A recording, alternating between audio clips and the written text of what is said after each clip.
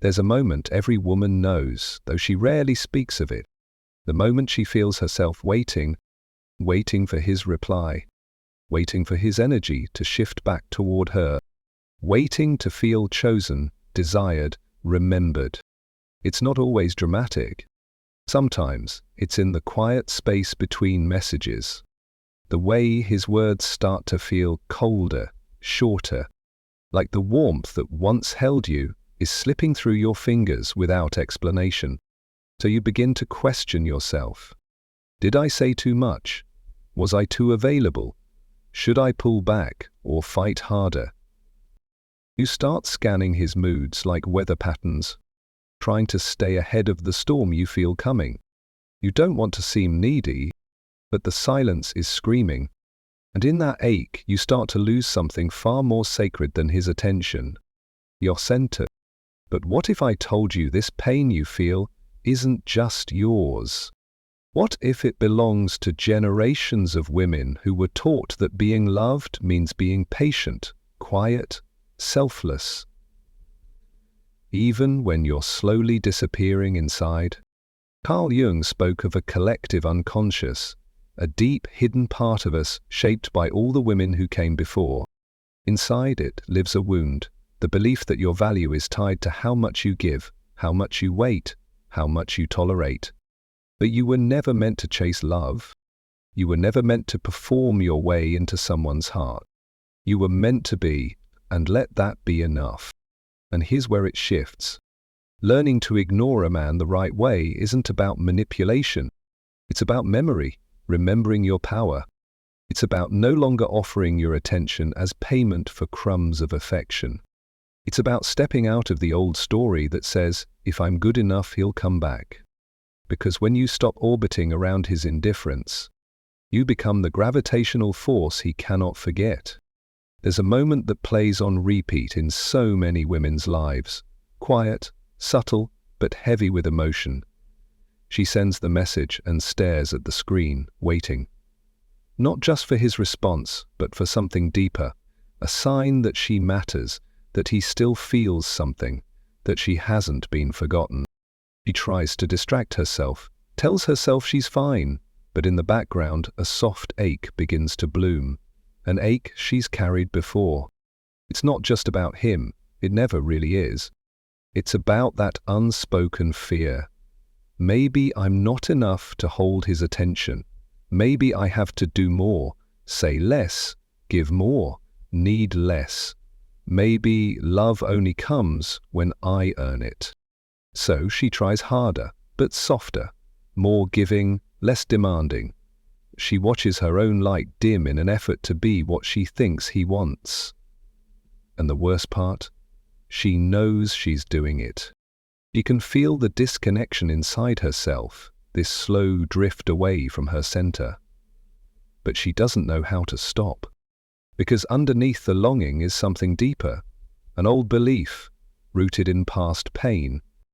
Carl Jung spoke of projections, the parts of ourselves we can't hold, so we assign them to someone else. When a man becomes distant or inconsistent, it's not just his behavior she's reacting to, it's everything unhealed inside her being triggered at once. She's not just waiting for his message, she's waiting to be seen. She's waiting to be chosen in the places she once felt invisible. Waiting to prove she's worthy of love in the way she wasn't taught she already is. This is not weakness. This is the shadow, the hidden, suppressed part of her psyche that holds all the stories she was never allowed to feel, speak, or question. The little girl who was praised for being easy, quiet, selfless.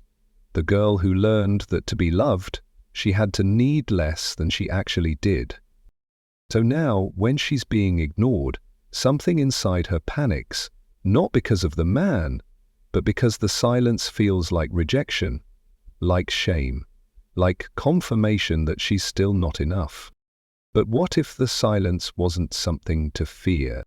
What if it was an invitation? An invitation to hear the voice she spent years trying to silence, the one that whispers, "You shouldn't have to earn what should be given freely." The one that knows chasing him is not the way to feel safe. It's the way to stay stuck in the same emotional loop she's lived her whole life. Ignoring a man when done from this place isn't a tactic. It's not about games or power moves. It's about finally turning the energy inward, back to herself, where it always belonged. It's about stepping out of the performance and into her truth. About no longer giving her attention to someone who doesn't treat it like a gift.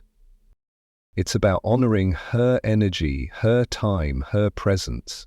Not because she's trying to punish him, but because she's remembering that she doesn't need to audition for love. When she stops responding out of fear, when she stops explaining herself, chasing answers, or trying to force closeness with someone who's emotionally unavailable, she creates something sacred, space. And in that space, she breathes. She reconnects with the parts of her that were never broken, only buried. She sees how often she's projected her pain onto men who were never capable of healing it. She understands how ignoring him isn't about making him chase. It's about refusing to chase someone who was never holding her heart with both hands. That shift is where the healing begins. It's not loud, it's not dramatic. It's quiet, grounded, internal, and it changes everything. Because when she starts to live in her wholeness, when she no longer needs his validation to feel worthy, he will feel the shift. Not because she's punishing him, but because her energy no longer leaks in his direction. He may chase, he may not, but she will no longer abandon herself to find out. There's something quietly life-changing that happens when a woman stops asking, "How do I get him back?"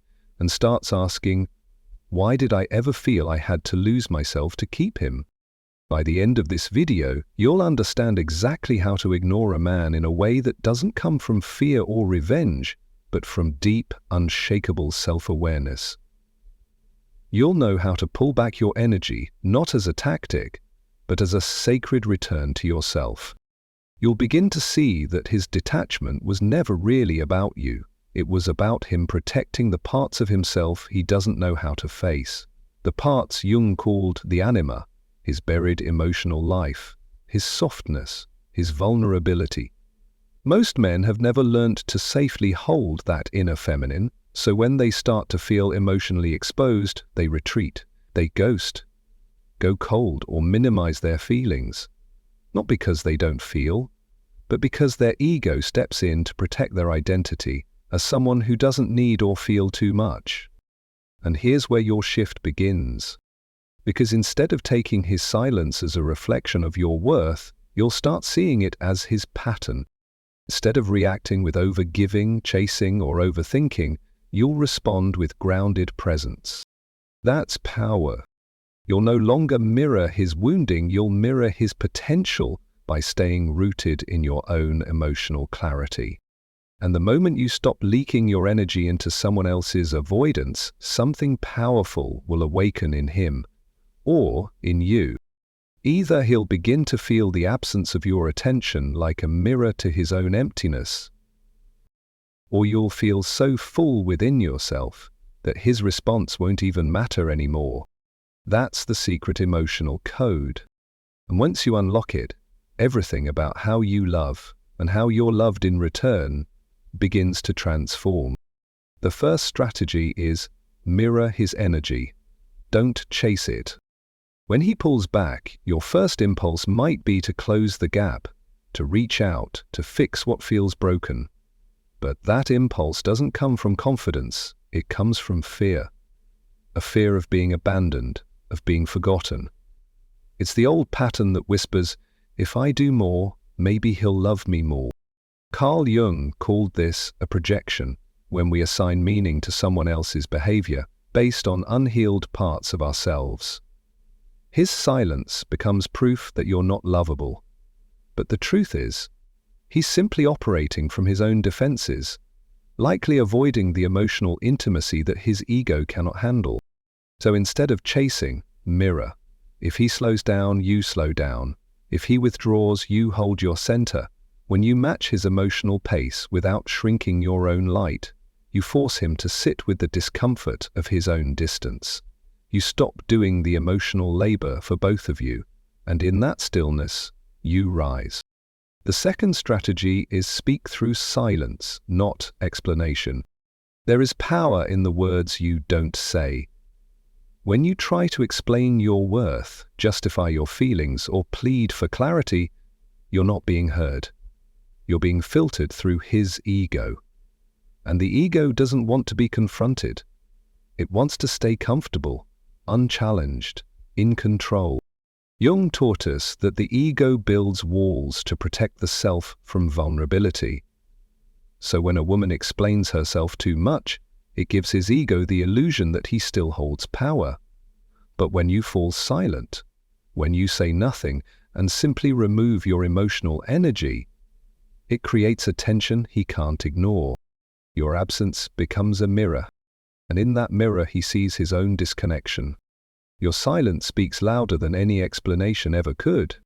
The third strategy is withdraw to create emotional clarity. When you're emotionally entangled with someone who's inconsistent, clarity feels impossible. You begin to question not only him, but yourself. That's why withdrawal isn't rejection, it's a reclamation. It's creating space between your soul and his confusion. It's pulling back your energy, not to manipulate, but to detox. Jung spoke of shadow work, bringing to light the unconscious patterns we keep repeating. Withdrawal allows you to step out of the old role you've always played, the overgiver, the peacekeeper, the one who waits and waits and waits. When you stop playing that role, you see the pattern clearly. And only from clarity can you choose something better. Give yourself distance, not just from him, but from your need to make him your source of emotional safety. Because the safety you crave doesn't live in his presence, it lives in your boundaries. The fourth strategy is, live in your feminine, not in reaction to his masculine absence. The moment you start overthinking, over-explaining, or overextending, you've left your feminine. You've shifted into the masculine energy of pursuit, fixing, and control. But the feminine doesn't chase, she attracts. She doesn't explain, she embodies. She doesn't force clarity, she becomes it. Jung's concept of the anima and animus teaches that men often suppress their inner feminine, anima, to protect their identity. That's why deep emotional connection can feel threatening to them. It wakes something up they're not ready to feel. So when a woman lives in her feminine fully, when she dances with her own life, fills her own cup, speaks less and glows more, she calls something forward in him that no logic can resist. He feels the gravity of her presence. He senses the mystery of her restraint. You stop being the woman who chases and you become the woman he can't forget. Because the secret isn't in ignoring him out of strategy. It's in remembering that your energy was never meant to be given away cheaply. It was meant to be earned, held, and deeply honored. There comes a moment in every woman's life where she realizes, maybe not with her mind, but deep in her body, that love was never supposed to feel like a chase.